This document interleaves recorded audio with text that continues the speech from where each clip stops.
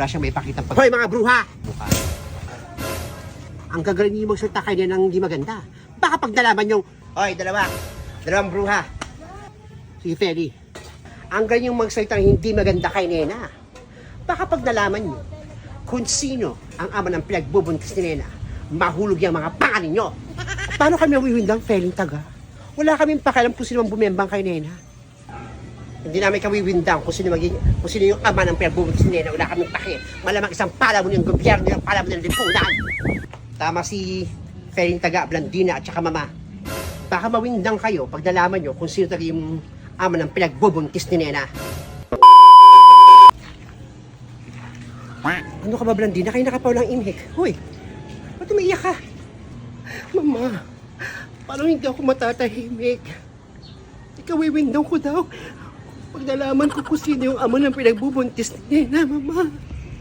Natakot ako. Blandina, ano ba? Ayusin mo kaya yung sarili mo? Natatakot ako, Mama. Mama, natatakot ako. Tumigil ka. Kung pakinggan yung si Feling Taga pati si Emiliana. Manda sa akin yung babae, yung bebengkahin ko yung babaeng sa bahay. Hindi kaya, Mama, si Peter yung ama ng pinagbubuntis ng kambal ni Nena, Mama. Hindi si Peter ang ama ng pinagbubuntis ni Nena. Ay, ayusin mo yung sarili mo. Mama, kinakaman ako. Mama, kasi Peter yun. Ayoko. Hindi ko matatanggap, Mama. Ay, Mama, parang may bumulwak na dugo sa ekop ko, Mama. Ano? May dingin lumabas sa ano mo? Tignan mo na kasi yan. Baka may stress ka. Isipin mo yung anak mo. Alalahanin mo, ayun yung magiging sandata mo. Mama, ayoko, natatakot ako, Mama. Halika na, ayusin mo yung sarili mo. Ikaw talaga. Tama na. Halika na. Uy, haring Adelfa. O Virgiline. Anong nangyari kay Blandina? Kasi, ito napadaan kami doon kila Nena. Doon kila Feling Taga at nagbubulyaw to si Feling Taga na baka daw mawindang kami kapag nalaman namin kung sino yung pinagpupuntis na ni Nena. Ito, napraning na naman. At isip na si Peter nga yung ama ng pinagbubuntis ni Nena.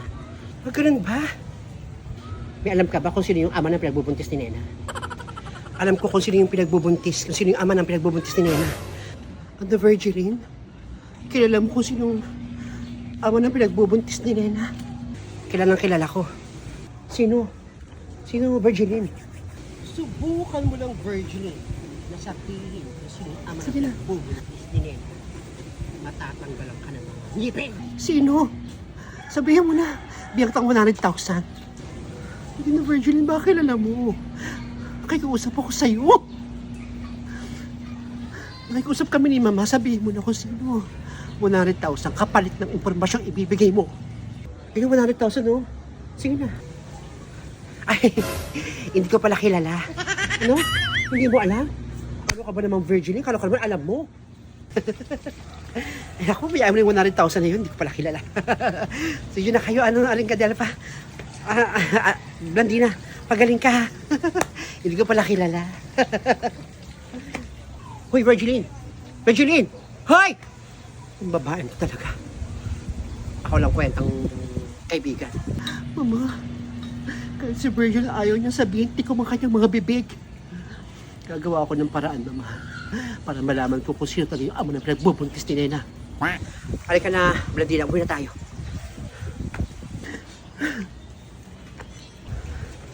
Sayang yung 100,000.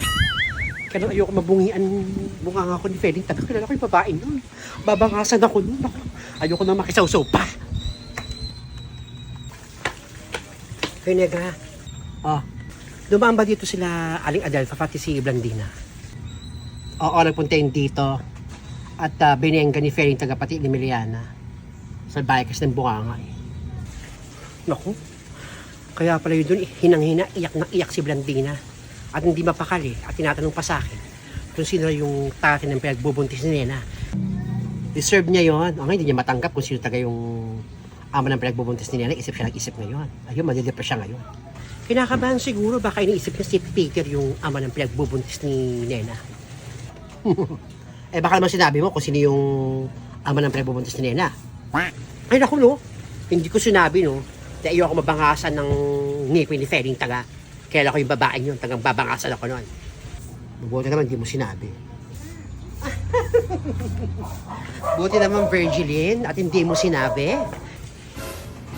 Dahil alam mo naman mangyayari sa'yo, dahil kapag binulgar mo kung sino talaga yung ama ng pinagbubuntis ni Nena, alam mo na mangyayari sa'yo, di ba? Mabait ka naman palang babae.